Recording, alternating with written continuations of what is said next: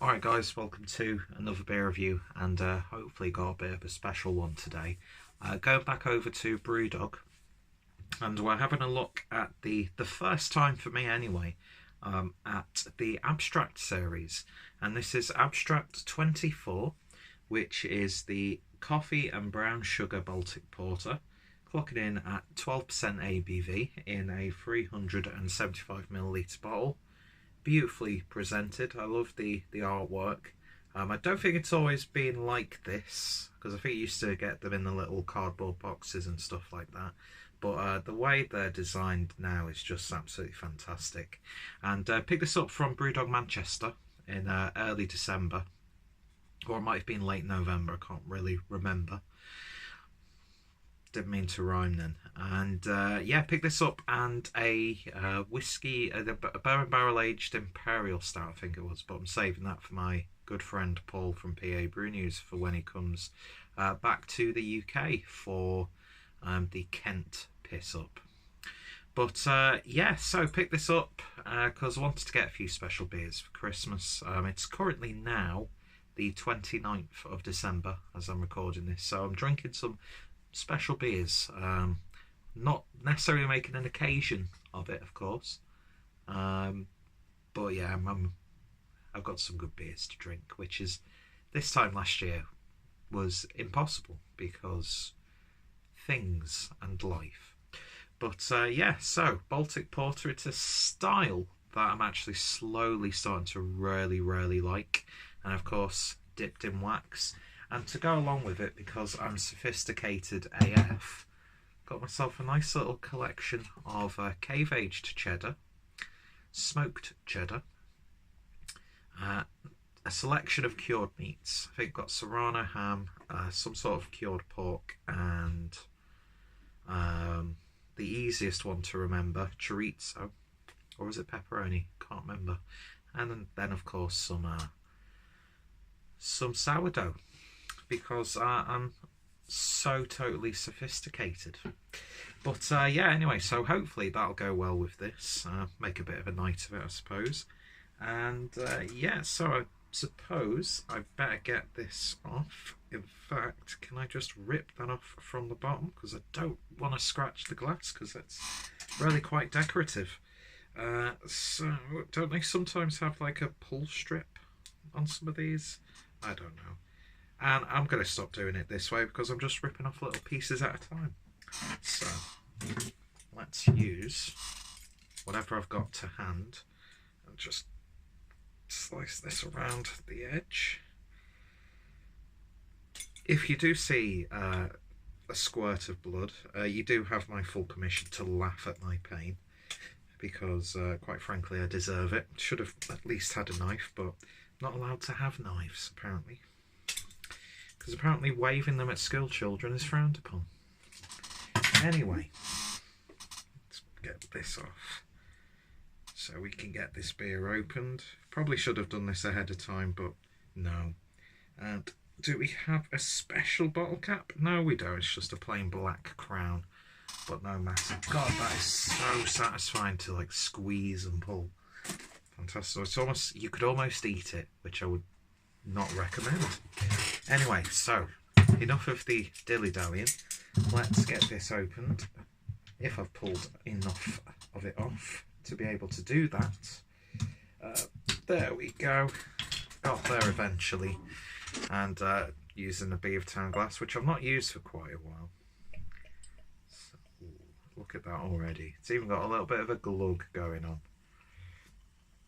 But yeah, I'm actually a little bit annoyed because the camera that I'm using, my Huawei, I never know how to pronounce it, Huawei P20, I dropped it, and the actual proper camera, the lens has cracked, and so my thumbnails were looking really good for a short amount of time, but now they're looking awful because there's the like cracks right through, you know, in front of the camera. So it's always like something's obscuring, because it's like two cameras or something like that. Why buy it when you don't fully understand the technology? That's just me.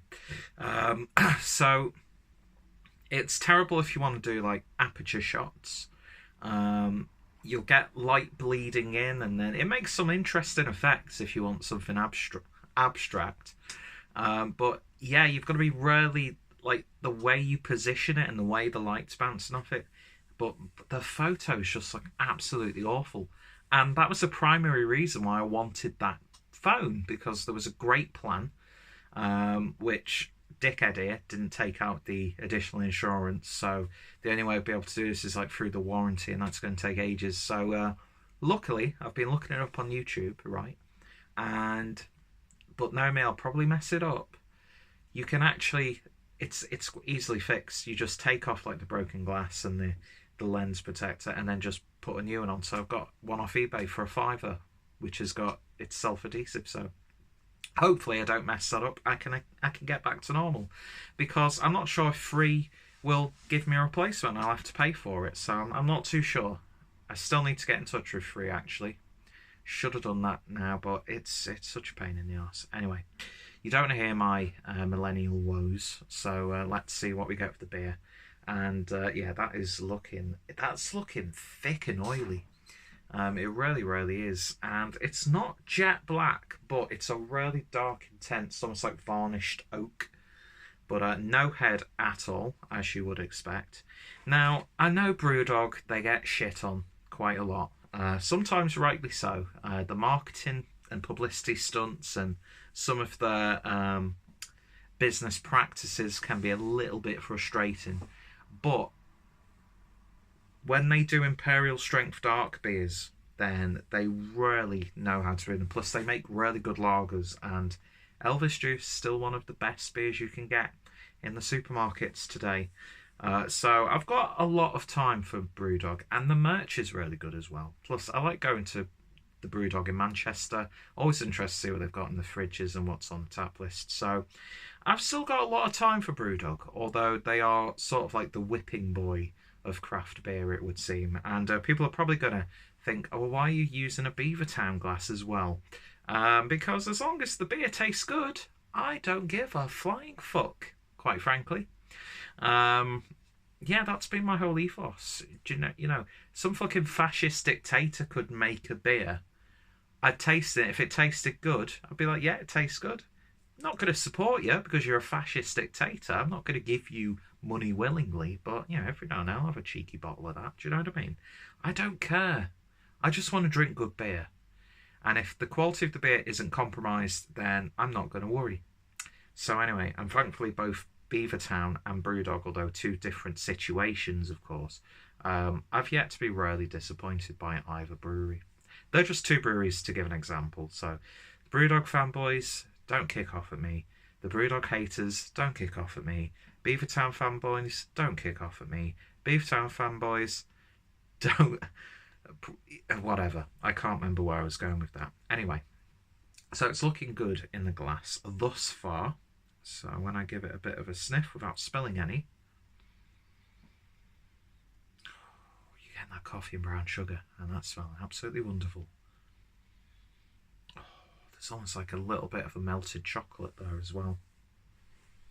That is actually a lot more sweeter than I was expecting, and actually a lot more sweetened coffee forward than I would have imagined. But yeah, you can actually smell the brown sugar. That's so desserty.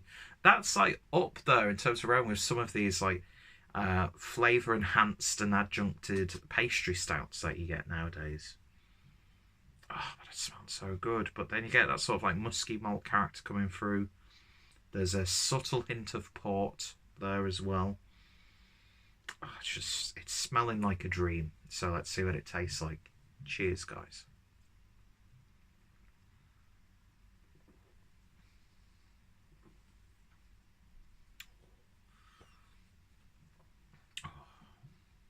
That's nice.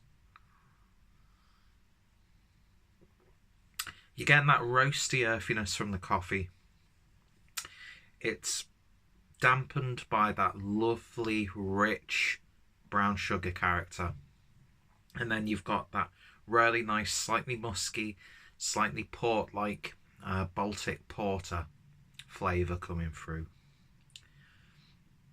You can feel the warmth of the alcohol going down, but there's no burn. There's no harsh flavours. It's like you've been cooking with a really high quality fortified wine, and you've like reduced that alcohol, and you've got that really rich, indulgent, almost syrupy flavour coming through. And stuff like ports, I want to explore them a lot more, because I'm getting a lot of those flavours in some of these beers that I've been having. So just to broaden my horizons and to spread my alcoholism across all spectrums, because I'm an all-encompassing and equal opportunities alcoholic. But that's tasting really good. Body, it's oily, it's slicky, but it's still, I'd say, upper end of medium, so it's not a heavy mouthfeel. But it holds those flavours really, really nicely. And it's very sticky on the finish. I'm sure we've all been there before. Not been there for over a year, but oh well. Anyway, back to the beer. It's a lovely beer. It's going down way too easy, even though it's so complex and rich and robust. I like that a lot, actually. I really, really do. What a great introduction to this series. I'll definitely be keeping a lookout for these in the future. I can't remember how much I paid for this. For the price I paid, maybe a little bit more beer would have been nicer, but I'm not going to complain too much. I was in the mood to be festive. I got one for a friend as well, so, you know, sometimes it's nice to just indulge and treat yourself. And when a beer's as nicely presented and well brewed as this, then yeah, totally worth it. Totally worth it. I could imagine this beer aging really nicely. In fact, let me see, because I'm not too sure when this was brewed. So that's 23. Okay, so the Abstrakt bourbon barrel aged barley wine it is. It's not a imperial stout. So that's the. So I don't know what the brewing schedule is for the Abstrakt. It's clearly not yearly. But then again, Brewdog have been going since 2007. So they've had 11 years, or was it 2008? I can't remember. So maybe it's like once or twice a year, maybe 3 times a year. Cause I'm not too sure, actually. It'd be nice if there was a brewed on date for this. Let's see. Oh, excuse me. But yeah, I'm not sure if this is like the most up-to-date entry into the Abstrakt series. You know, me and research don't get on well. We don't exactly see eye to eye, but yeah, that is an absolute corker. Really, really nice. And at this time of the year, between Christmas and New Year, fits the bill perfectly. And that's going to go so well with that cheese, meat and bread board that I've come up. I'm just so fucking amazing. I really, really am. I need to embrace how fucking awesome I am. And if you know me as a person, you are very lucky. And well, aside from my lack of hairstyle, but yeah. So moral of the story is, first of all, how the fuck am I single when I can wine and dine you like this? Secondly, why the fuck am I a beer tuber? Because that was a terrible review. And third and finally, this was a wonderful beer. And in terms of a rating, I'm going to give this one, I'm going to give it a 9 out of 10. The reason why it's not getting a 10 out of 10 is because I would have liked, and this has become, I sound like fucking Paul now, I would have liked a little bit of a bolder mouthfeel. And also what's playing into this is my lack of experience with Baltic porters in general. But yeah, in terms of rating it on what you get is exactly what it says on the bottle, proper England. Then they've nailed it. They've absolutely nailed it. And you get the coffee, beautiful coffee character, good quality coffee beans there. I don't know why breweries do not promote the coffee that they use, or the roasters, or the coffee houses, or the, you know, the importers that they work with, because I've had some absolutely gorgeous coffee flavour in some of the beers that I've had that have been brewed in collaboration or using a company's coffee. But they just, a lot of the times you don't get any promotion of them, and I'd love to, because I love coffee. Do you know what I mean? And I wanna buy interesting coffee just as much as I want to buy interesting beers. Basically, I'm a pretentious arsehole, but you probably knew that already. So yeah, that's it for now. Just got a 10% warning on my battery. So I'm going to cut this video short. If you've tried this entry into the Abstrakt series, then let me know your thoughts and opinions down below. What's been your favourite so far? What's some of your favourite Baltic porters? Any beers that sound like this that I might be interested in? What's some of your favourite Brewdog beers? Are you a fan of Brewdog? Are you a detractor of Brewdog? Personally, I'm not going to hold it against anyone, no matter what their opinions on beers or breweries. You know, each to their own. As long as we don't get to the point where we're insulting each other and using the breweries that we like as sort of like a status symbol, then people like that I can't stand. But yeah, this would be a great, speaking of people, this would be a great sharing beer. And yeah, so I'll definitely be buying more Abstrakt beers in the future, because Brewdog, they certainly know how to brew a special beer when they want to. And hopefully they'll brew more beers like this that aren't just like special one-offs or limited releases, because they can do it. I mean, I had a wonderful Imperial 14% Imperial Stout when I was in the Brewdog when I bought these. It was Zombie Radio DJ or something like that, and it was absolutely gorgeous and decadent, and that's the Brewdog I know and love. But at the same time, they've got a great core range, and you might see, I'm not sure if you will actually, but you know, I've got Dead Pony and Elvis Juice, and yes, I've got no pants on, but that's not important right now.